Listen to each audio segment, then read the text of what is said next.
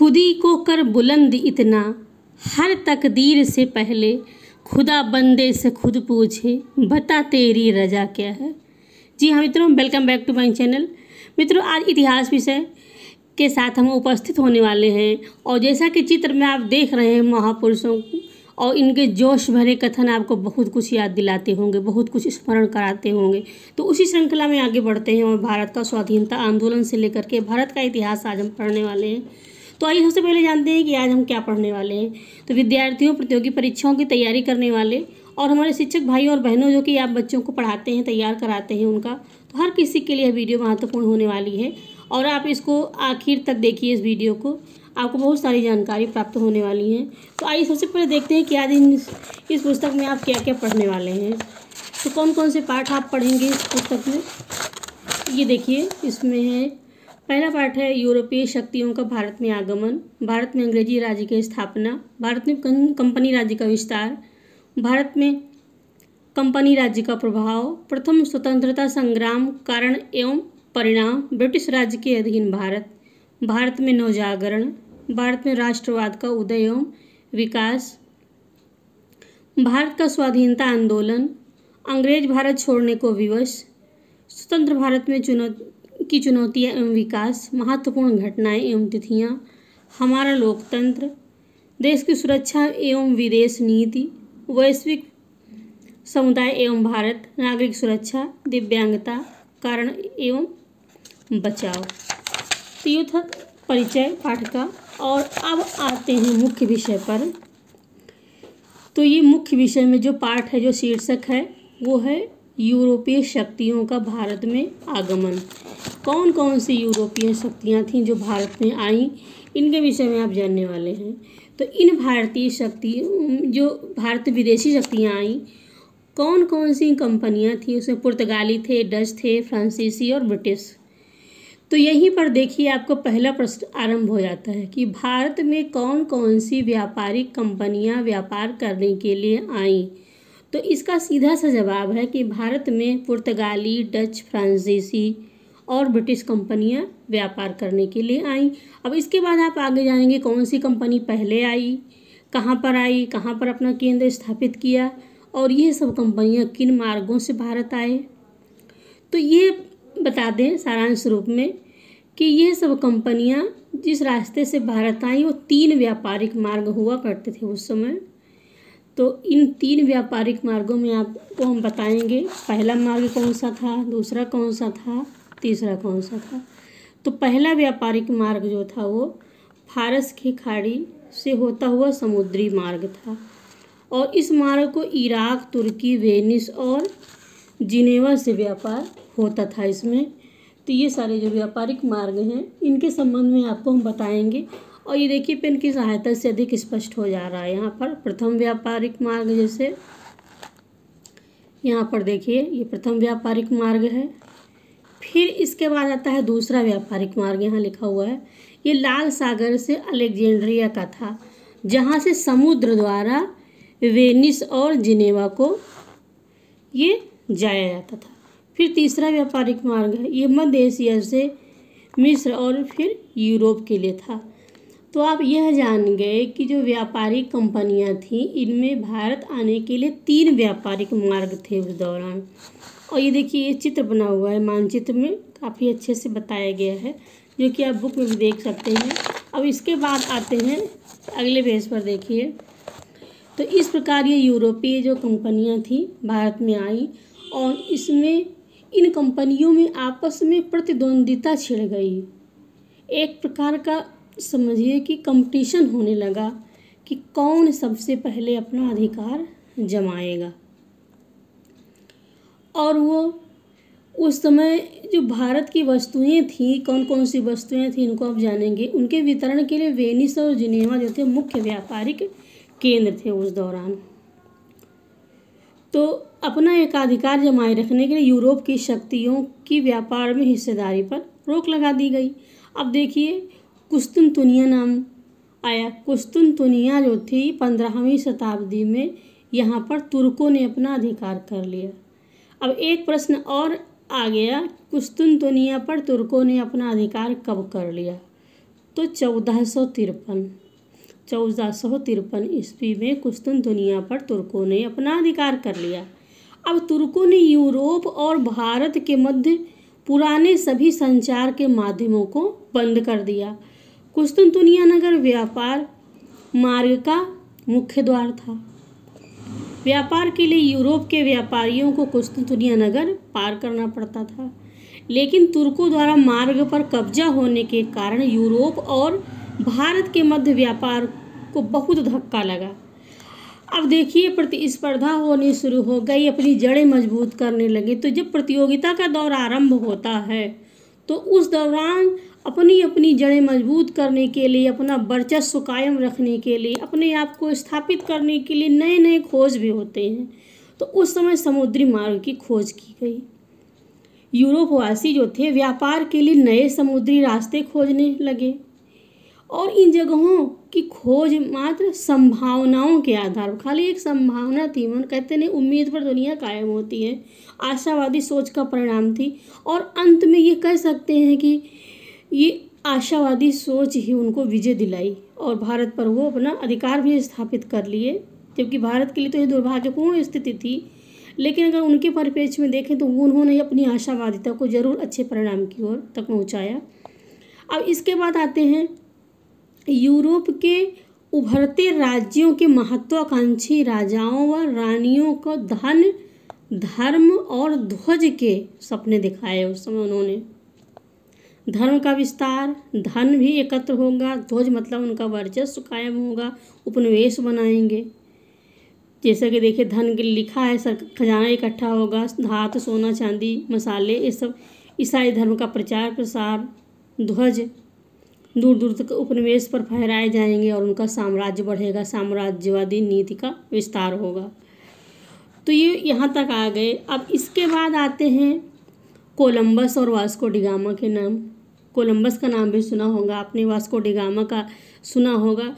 तो इन सब का नाम किस परिप्रेक्ष्य में सुना, क्यों सुना, इन्होंने कौन सा कार्य किया, ये आप जानेंगे। कोलंबस ने अमेरिका की खोज की। तो अगर प्रश्न उठता है कि कोलंबस ने कौन सा कार्य किया या फिर अमेरिका की खोज किसने की, तो सीधा सा जवाब यहाँ पर है कि कोलंबस ने अमेरिका की खोज की। फिर आता है भारत की खोज, जैसे किसने की, पुर्तगाल, ये वास्को डी गामा था, उसने अफ्रीका के दक्षिणी ओर से होते हुए भारत के पश्चिमी समुद्र तट के कालीकट बंदरगाह पर पहुंचकर भारत को खोजा। वास्को डी गामा ने भारत को खोजा। अब इसका पुर्तगाली जो है वो हिंद महासागर होते हुए पूर्वी द्वीप समूह का नया जलमार्ग मिल गया। अब यूरोप और भारत के मध्य व्यापार आरंभ हो गए। तो देखिए कंपनियां आ गई, व्यापार भी आरंभ हो गया, होड़ मच गई। अब आगे देखिए इसके बाद कौन कौन सी स्थिति आती है। फिर यूरोपीय व्यापार, पुर्तगालियों ने, यहाँ लिखा हुआ देखिए, पुर्तगालियों ने हिंद महासागर के माध्यम से होने वाले व्यापार पर अपना अधिकार कर लिया। सोना चांदी लाते, अपने देश से सूती रेशमी कपड़े, विभिन्न मसाले ले जाते थे और बहुत मुनाफा कमाते थे। पुर्तगाल की मजबूत नौसेना के कारण हिंद महासागर से कोई दूसरा देश पुर्तगाल की इजाज़त के बिना अपना जहाज नहीं ले जा सकता था। वास्को डी गामा के भारत पहुंचने के बाद एक एक करके हॉलैंड, फ्रांस और इंग्लैंड के व्यापारी भारत आने लगे। तो देखिए भारत का में आगमन आरंभ हो गया।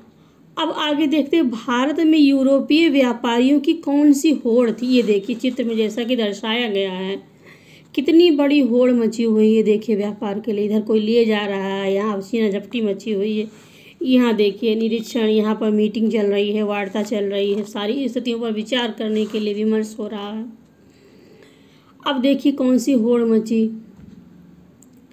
3 साधन बहुत ही महत्वपूर्ण होते हैं व्यापार के लिए, जहाज, नाविक और धन।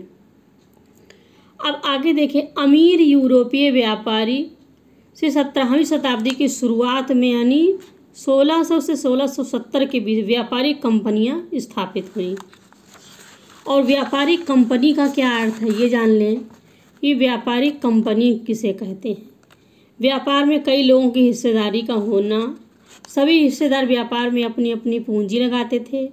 लगाई गई पूंजी के अनुपात में व्यापार से प्राप्त मुनाफे को आपस में बांट लेते थे। हॉलैंड में Dutch east India company, Holland में ब्रिटिश ईस्ट इंडिया कंपनी बनी और फ्रांस में फ्रेंच ईस्ट इंडिया कंपनी बनी। आज भी निजी कंपनियां इसी प्रयास में पूंजी इकट्ठा खुदी को कर बुलंद इतना, हर तकदीर से पहले खुदा बंदे से खुद पूछे, बता तेरी रजा क्या है। जी हाँ मित्रों, welcome back to my channel. मित्रों, आज इतिहास विषय के साथ हम उपस्थित होने वाले हैं और जैसा कि चित्र में आप देख रहे हैं महापुरुषों को और इनके जोश भरे कथन आपको बहुत कुछ याद दिलाते होंगे, बहुत कुछ स्मरण कराते होंगे। तो उसी श्रृंखला में आगे बढ़ते हैं और भारत का स्वाधीनता आंदोलन से लेकर के भारत का इतिहास आज हम पढ़ने वाले हैं। तो आइए सबसे पहले जानते हैं कि आज हम क्या पढ़ने वाले हैं। तो विद्यार्थियों, प्रतियोगी परीक्षाओं की तैयारी करने वाले और हमारे शिक्षक भाई और बहनों जो कि आप बच्चों को पढ़ाते हैं, तैयार कराते हैं उनका, तो हर किसी के लिए यह वीडियो महत्वपूर्ण होने वाली है और आप इसको आखिर तक देखिए। इस वीडियो को आपको बहुत सारी जानकारी प्राप्त होने वाली है।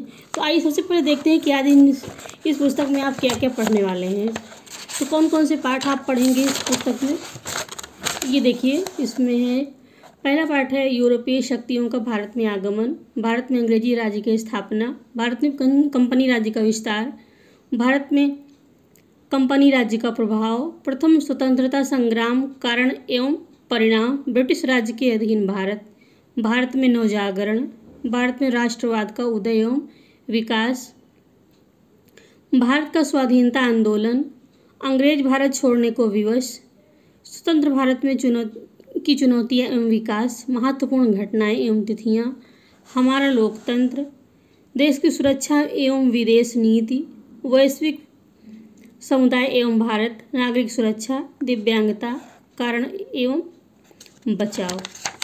तो ये था परिचय पाठ का। और अब आते हैं मुख्य विषय पर। तो ये मुख्य विषय में जो पाठ है, जो शीर्षक है, वो है यूरोपीय शक्तियों का भारत में आगमन। कौन कौन सी यूरोपीय शक्तियाँ थीं जो भारत में आईं, इनके विषय में आप जानने वाले हैं। तो इन भारतीय शक्तियों, जो भारत विदेशी शक्तियाँ आईं, कौन कौन सी कंपनियाँ थीं, उसमें पुर्तगाली थे, डच थे, फ्रांसीसी और ब्रिटिश। तो यहीं पर देखिए आपको पहला प्रश्न आरंभ हो जाता है कि भारत में कौन कौन सी व्यापारिक कंपनियां व्यापार करने के लिए आईं। तो इसका सीधा सा जवाब है कि भारत में पुर्तगाली, डच, फ्रांसीसी और ब्रिटिश कंपनियां व्यापार करने के लिए आईं।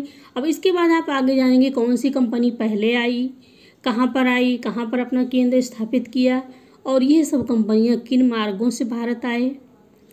तो ये बता दें सारांश रूप में कि ये सब कंपनियां जिस रास्ते से भारत आई वो 3 व्यापारिक मार्ग हुआ करते थे उस समय। तो इन 3 व्यापारिक मार्गों में आपको हम बताएंगे पहला मार्ग कौन सा था, दूसरा कौन सा था, तीसरा कौन सा था। तो पहला व्यापारिक मार्ग जो था वो फारस की खाड़ी से होता हुआ समुद्री मार्ग था और इस मार्ग को इराक, तुर्की, वेनिस और जिनेवा से व्यापार होता था इसमें। तो ये सारे जो व्यापारिक मार्ग हैं इनके संबंध में आपको हम बताएंगे और ये देखिए पेन की सहायता से अधिक स्पष्ट हो जा रहा है। यहाँ पर प्रथम व्यापारिक मार्ग, जैसे यहाँ पर देखिए ये प्रथम व्यापारिक मार्ग है। फिर इसके बाद आता है दूसरा व्यापारिक मार्ग, यहाँ लिखा हुआ है। ये लाल सागर से अलेक्जेंड्रिया का था, जहाँ से समुद्र द्वारा वेनिस और जिनेवा को ये जाया जाता था। फिर तीसरा व्यापारिक मार्ग है, ये मध्य एशिया से मिस्र और फिर यूरोप के लिए था। तो आप यह जान गए कि जो व्यापारिक कंपनियां थीं इनमें भारत आने के लिए 3 व्यापारिक मार्ग थे उस दौरान। और ये देखिए ये चित्र बना हुआ है, मानचित्र में काफ़ी अच्छे से बताया गया है, जो कि आप बुक में भी देख सकते हैं। अब इसके बाद आते हैं अगले पेज पर, देखिए। तो इस प्रकार ये यूरोपीय जो कंपनियां थीं भारत में आई और इसमें इन कंपनियों में आपस में प्रतिद्वंदिता छिड़ गई। एक प्रकार का समझिए कि कंपटीशन होने लगा कि कौन सबसे पहले अपना अधिकार जमाएगा। और वो उस समय जो भारत की वस्तुएं थीं, कौन कौन सी वस्तुएं थीं इनको आप जानेंगे। उनके वितरण के लिए वेनिस और जिनेवा जो थे मुख्य व्यापारिक केंद्र थे उस दौरान। तो अपना एकाधिकार जमाए रखने के लिए यूरोप की शक्तियों की व्यापार में हिस्सेदारी पर रोक लगा दी गई। अब देखिए कुस्तुनतुनिया नाम आया। कुस्तुनतुनिया जो थी 15वीं शताब्दी में यहाँ पर तुर्कों ने अपना अधिकार कर लिया। अब एक प्रश्न और आ गया, कुस्तुनतुनिया पर तुर्कों ने अपना अधिकार कब कर लिया? तो 1453 ईस्वी में कुस्तुनतुनिया पर तुर्कों ने अपना अधिकार कर लिया। अब तुर्कों ने यूरोप और भारत के मध्य पुराने सभी संचार के माध्यमों को बंद कर दिया। कुस्तुनतुनिया नगर व्यापार मार्ग का मुख्य द्वार था।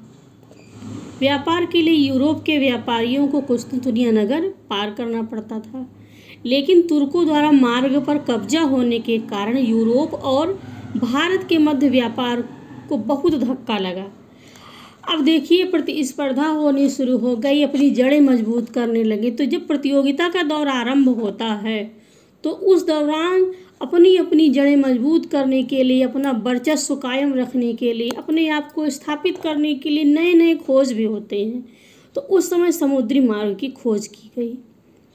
यूरोपवासी जो थे व्यापार के लिए नए समुद्री रास्ते खोजने लगे और इन जगहों की खोज मात्र संभावनाओं के आधार पर, खाली एक संभावना थी। मन कहते नहीं, उम्मीद पर दुनिया कायम होती है, आशावादी सोच का परिणाम थी। और अंत में ये कह सकते हैं कि ये आशावादी सोच ही उनको विजय दिलाई और भारत पर वो अपना अधिकार भी स्थापित कर लिए, जबकि भारत के लिए तो ये दुर्भाग्यपूर्ण स्थिति थी।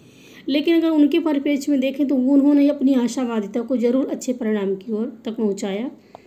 अब इसके बाद आते हैं यूरोप के उभरते राज्यों के महत्वाकांक्षी राजाओं व रानियों को धन, धर्म और ध्वज के सपने दिखाए। उस समय उन्होंने धर्म का विस्तार, धन भी एकत्र होगा, ध्वज मतलब उनका वर्चस्व कायम होगा, उपनिवेश बनाएंगे। जैसा कि देखिए धन के लिखा है, खजाना इकट्ठा होगा, धातु, सोना, चांदी, मसाले, ये सब ईसाई धर्म का प्रचार प्रसार, ध्वज दूर दूर तक उपनिवेश पर फहराए जाएंगे और उनका साम्राज्य बढ़ेगा, साम्राज्यवादी नीति का विस्तार होगा। तो ये यहाँ तक आ गए। अब इसके बाद आते हैं कोलंबस और वास्को डी गामा के नाम। कोलंबस का नाम भी सुना होगा आपने, वास्को डी गामा का सुना होगा। तो इन सब का नाम किस परिप्रेक्ष्य में सुना, क्यों सुना, इन्होंने कौन सा कार्य किया, ये आप जानेंगे। कोलंबस ने अमेरिका की खोज की। तो अगर प्रश्न उठता है कि कोलंबस ने कौन सा कार्य किया या फिर अमेरिका की खोज किसने की, तो सीधा सा जवाब यहाँ पर है कि कोलंबस ने अमेरिका की खोज की। फिर आता है भारत की खोज, जैसे किसने की, पुर्तगाल, ये वास्को डी गामा था, उसने अफ्रीका के दक्षिणी ओर से होते हुए भारत के पश्चिमी समुद्र तट के कालीकट बंदरगाह पर पहुंचकर भारत को खोजा। वास्को डी गामा ने भारत को खोजा। अब इसका पुर्तगाली जो है वो हिंद महासागर होते हुए पूर्वी द्वीप समूह का नया जलमार्ग मिल गया। अब यूरोप और भारत के मध्य व्यापार आरंभ हो गए। तो देखिए कंपनियां आ गई, व्यापार भी आरंभ हो गया, होड़ मच गई। अब आगे देखिए इसके बाद कौन कौन सी स्थिति आती है। फिर यूरोपीय व्यापार, पुर्तगालियों ने, यहाँ लिखा हुआ देखिए, पुर्तगालियों ने हिंद महासागर के माध्यम से होने वाले व्यापार पर अपना अधिकार कर लिया। सोना चांदी लाते, अपने देश से सूती रेशमी कपड़े, विभिन्न मसाले ले जाते थे और बहुत मुनाफा कमाते थे। पुर्तगाल की मजबूत नौसेना के कारण हिंद महासागर से कोई दूसरा देश पुर्तगाल की इजाज़त के बिना अपना जहाज नहीं ले जा सकता था। वास्को डी गामा के भारत पहुंचने के बाद एक एक करके हॉलैंड, फ्रांस और इंग्लैंड के व्यापारी भारत आने लगे। तो देखिए भारत का में आगमन आरंभ हो गया। अब आगे देखते हैं भारत में यूरोपीय व्यापारियों की कौन सी होड़ थी। ये देखिए चित्र में जैसा कि दर्शाया गया है, कितनी बड़ी होड़ मची हुई है। देखिए व्यापार के लिए इधर कोई लिए जा रहा है, यहाँ सीना झपटी मची हुई है। यहाँ देखिए निरीक्षण, यहाँ पर मीटिंग चल रही है, वार्ता चल रही है, सारी स्थितियों पर विचार करने के लिए विमर्श हो रहा है। अब देखिए कौन सी होड़ मची। 3 साधन बहुत ही महत्वपूर्ण होते हैं व्यापार के लिए। जहाज, नाविक और धन। अब आगे देखें, अमीर यूरोपीय व्यापारी से 17वीं शताब्दी की शुरुआत में यानी 1600 से 1670 के बीच व्यापारिक कंपनियां स्थापित हुई। और व्यापारिक कंपनी का क्या अर्थ है ये जान लें कि व्यापारिक कंपनी किसे कहते हैं। व्यापार में कई लोगों की हिस्सेदारी का होना। सभी हिस्सेदार व्यापार में अपनी अपनी पूंजी लगाते थे। लगाई गई पूंजी के अनुपात में व्यापार से प्राप्त मुनाफे को आपस में बांट लेते थे। हॉलैंड में Dutch east India company, Holland में ब्रिटिश ईस्ट इंडिया कंपनी बनी और फ्रांस में फ्रेंच ईस्ट इंडिया कंपनी बनी। आज भी निजी कंपनियां इसी प्रयास में पूंजी इकट्ठा करती हैं। Welcome back to my channel. शिक्षक भाइयों बहनों और बच्चों, साथ ही साथ प्रतियोगी परीक्षाओं की तैयारी करने वाले अभ्यर्थियों, आप सबका स्वागत है। और आज आप इतिहास विषय पढ़ने वाले हैं। जैसे कि आप सबको पता है कि हिस्ट्री ऐसा सब्जेक्ट है जो प्रत्येक प्रतियोगी परीक्षा में पूछा जाता है। तो इस बुक में आप देखिए बहुत सारे महापुरुषों के नाम लिखे हुए, जैसा कि आप सब पहचानते होंगे क्योंकि आप लोग लगातार प्रतियोगी परीक्षाओं की तैयारी करते रहते हैं, तो इन सब चीज़ों से वाकिफ़ रहते हैं। तो ये महापुरुषों के नाम हैं और पुस्तक है हमारा इतिहास और नागरिक जीवन। इसमें बहुत सारे पाठ हैं, तो आज इसका हम पहला पाठ है इसको आरंभ करेंगे। और हम आगे बढ़ें इसके पहले आपसे बात करना चाहेंगे और ये बता दें कि इस पुस्तक में आप कितने पाठ हैं उनको, कितने पाठों को पढ़ेंगे, क्योंकि अगर आप इससे परिचित हो जाएंगे तो आपको ये वीडियो बहुत ही उपयोगी लगेगी, क्योंकि ये जान जाएंगे कि इसमें कौन कौन से विषय आपको मिलने वाले हैं, किनकी जानकारी प्राप्त होने वाली है। तो जैसे देखिए इसमें यूरोपीय शक्तियों का भारत में आगमन, भारत में अंग्रेजी राज्य की स्थापना, भारत में कंपनी राज्य का विस्तार, भारत में कंपनी राज्य का प्रभाव और प्रथम स्वतंत्रता संग्राम 1857 के कारण एवं परिणाम, फिर है ब्रिटिश राज्य के अधीन भारत, भारत में नवजागरण, भारत में राष्ट्रवाद का उदय एवं विकास और भारत का स्वाधीनता आंदोलन, फिर है अंग्रेज भारत छोड़ने का विवश, स्वतंत्र भारत की चुनौतियां विकास। ये तो पाठ्यक्रम का विभाजन था। और अगर इसमें आते हैं पाठ के संबंध में कौन कौन से आपको पाठ पढ़ने हैं, तो इस पुस्तक में बहुत सारी जानकारी आपको मिलने वाली है। तो यहाँ पर देखिए इतिहास यानी हिस्ट्री के 11 सब्जेक्ट इसमें पाठ हैं, लेसन्स हैं, और नागरिक शास्त्र यानी सिविक्स के 5 लेसन्स हैं। तो इसका जो पहला पाठ है यूरोपीय शक्तियों का भारत में आगमन, हम यहाँ से आरंभ करेंगे।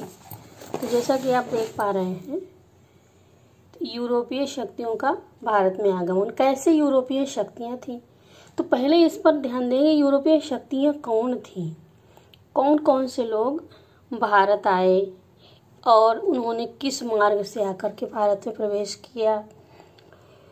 तो सबसे पहले देखते हैं इसमें कौन से मार्ग से वो आए, तो व्यापारिक मार्ग उनका कौन सा था, और जो व्यापारिक शक्तियाँ थीं वो कौन कौन सी उसमें थे, पुर्तगाली, डच, फ्रांसीसी और ब्रिटिश। तो याद रखिएगा ये कि कौन कौन सी यूरोपीय शक्तियाँ भारत में व्यापार करने के लिए आईं। तो जो शक्तियाँ भारत में व्यापार करने के लिए आईं उसमें पुर्तगाली, डच, फ्रांसीसी और ब्रिटिश प्रमुख थीं। ये किस शताब्दी में आई? यूरोपीय शक्तियाँ भारत में व्यापार करने के लिए 16वीं शताब्दी में आई। अब भारत और यूरोप के मध्य व्यापार जल और थल के मार्ग से होता था। इन मार्गों की संख्या 3 थी, यानी 3 मार्ग थे जो कि महत्वपूर्ण थे। पहला मार्ग, उसके बारे में जाने, यूरोपीय शक्तियों के भारत आने का पहला मार्ग जो था वो फारस की खाड़ी से होता हुआ समुद्री मार्ग था, और इस मार्ग से इराक, तुर्की, वेनिस और जिनेवा से व्यापार होता था। दूसरा मार्ग जो था वो लाल सागर से अलेक्जेंड्रिया का था, जहाँ से समुद्र द्वारा वेनिस और जिनेवा को जाया जाता था। फिर तीसरा मार्ग जो था वो मध्य एशिया से मिस्र और यूरोप के लिए था। ये देखिए मानचित्र में सारी चीज़ें बताई गई हैं। तो इस प्रकार 3 मार्ग थे, ये तो आप जान गए कितने मार्ग थे, 3। और अब आगे बढ़ते हैं अगर, तो ये देखते हैं कि यूरोप के सभी क्षेत्रों में भारत की वस्तुओं के वितरण के लिए वेनिस और जिनेवा जो थे प्रमुख केंद्र थे। तो अगर पूछा जाए उस समय बहुत महत्वपूर्ण केंद्र कौन से थे, तो वेनिस और जिनेवा थे। अब एक प्रश्न और आता है कि कुस्तुनतुनिया पर तुर्कों ने कब अपना अधिकार किया। तो 15वीं शताब्दी यानी 1453 में कुस्तुनतुनिया पर तुर्कों ने अपना अधिकार कर लिया। तुर्कों ने यूरोप और भारत के मध्य पुराने सभी संचार के माध्यमों को बंद कर लिया। कुस्तुनतुनिया नगर व्यापार मार्ग का मुख्य द्वार था। अब देखिए यहाँ कुस्तुनतुनिया नगर के बारे में बहुत सारी जानकारी आपको प्राप्त हो रही है। अब इसके बाद आते हैं समुद्री मार्ग। नए नए समुद्री मार्ग खोजे गए और इसमें जो थे यूरोप के उभरते राज्यों के जो महत्वाकांक्षी राजा थे, रानियां थीं, वो धन, धर्म और ध्वज के सपने उन्होंने देखे। फिर ईसाई धर्म का प्रचार करना, धन एकत्र करना और ध्वज उपनिवेशों में फहराए। तो इस प्रकार ये यूरोपीय व्यापार के संबंध में जानकारी प्राप्त हो रही है। और अगर देखें तो भारत की खोज में निकले स्पेन निवासी कोलंबस ने अमेरिका की खोज की। एक बहुत ही महत्वपूर्ण प्रश्न आता है कि अमेरिका की खोज किसने की, तो इसका जवाब है कोलंबस ने अमेरिका की खोज की। और ये जो था कोलंबस कहाँ का निवासी था, यह भी महत्वपूर्ण प्रश्न है। कोलंबस स्पेन का निवासी था। वास्को डी गामा कहाँ का था, किस देश का निवासी था, तो ये पुर्तगाल का निवासी था। और बहुत ही लंबी जल यात्रा के दौरान अफ्रीका के दक्षिणी छोर से होते हुए भारत के पश्चिमी समुद्र तट के कालीकट बंदरगाह 1498 पर पहुंचकर भारत की खोज की इसने। तो इस प्रकार ये यहाँ पर अब कुतनुमा का चित्र दे रहे हैं, ये कुतनुमा है। और यहाँ पर देखिए जहाजी बेड़े दिखाई दे रहे हैं। फिर अब इसके बाद आगे बढ़ते हैं इस यूरोपीय व्यापार के संबंध में। अब यूरोपीय व्यापार अगर होता था तो उसमें सूती, रेशमी कपड़े और विभिन्न मसाले ले जाते थे और बहुत ही मुनाफा कमाते थे इसमें। वास्को डी गामा भारत आया तो उसने एक एक करके फिर हॉलैंड, फ्रांस और इंग्लैंड के व्यापारी भारत आने लगे और इसके पश्चात भारत में यूरोपीय व्यापारियों में आपस में होड़ मच गई। और लंबी यात्रा करने वाले जहाज, नाविक और तीनों साधनों का बहुत ही महत्व रहा। हर कोई अपनी अपनी सत्ता को स्थापित करना चाहता था। कौन कितना सफल हो सकता है, इसमें होड़ मच गई। और 17वीं शताब्दी की शुरुआत में 1600 से लेकर 1670 ईस्वी के बीच व्यापारिक कंपनियां स्थापित होने लगीं। और अब एक महत्वपूर्ण प्रश्न है कि व्यापारिक कंपनियों का अर्थ क्या है। तो व्यापारिक कंपनी का अर्थ है व्यापार में कई लोगों की हिस्सेदारी यानी शेयर। सभी हिस्सेदारी व्यापार में अपनी अपनी पूंजी लगाते थे। लगाई गई पूंजी के अनुपात में व्यापार से प्राप्त मुनाफे को आपस में बांट लेते थे। और अब देखिए यहाँ पर जो बॉक्स बना है इसमें लिखा हुआ है यूरोपीय कंपनियों के आगमन का क्रम, कि कौन सी यूरोपीय कंपनी किस क्रम में आई, कौन पहले आई, कौन दूसरे नंबर पर, कौन तीसरे, कौन चौथे और किस वर्ष में आई। तो सबसे पहले पुर्तगाली आए 1498 ईस्वी में। फिर दूसरे नंबर पर अंग्रेज आए 1600 ईस्वी में। डच आए 1602 में। फ्रांसीसी आए 1664 ईस्वी में। तो सबसे पहले पुर्तगाली आए तो वो पश्चिमी समुद्र तट पर गोवा, दमन दीव में अपने व्यापार अपने स्थापित करने लगे केंद्र। और विदेशी कंपनियों के इन व्यापारिक केंद्रों को कोठी कहा जाता था। ये देखिए यहाँ पर चित्र में दिखाया गया है व्यापारिक केंद्र फोर्ट विलियम कोलकाता। फिर अब फैक्ट्री या कोठी के संबंध में जानकारी प्राप्त करते हैं कि फैक्ट्री शब्द का प्रयोग व्यापारिक केंद्रों में स्थापित कार्यालय अथवा कोठी से है।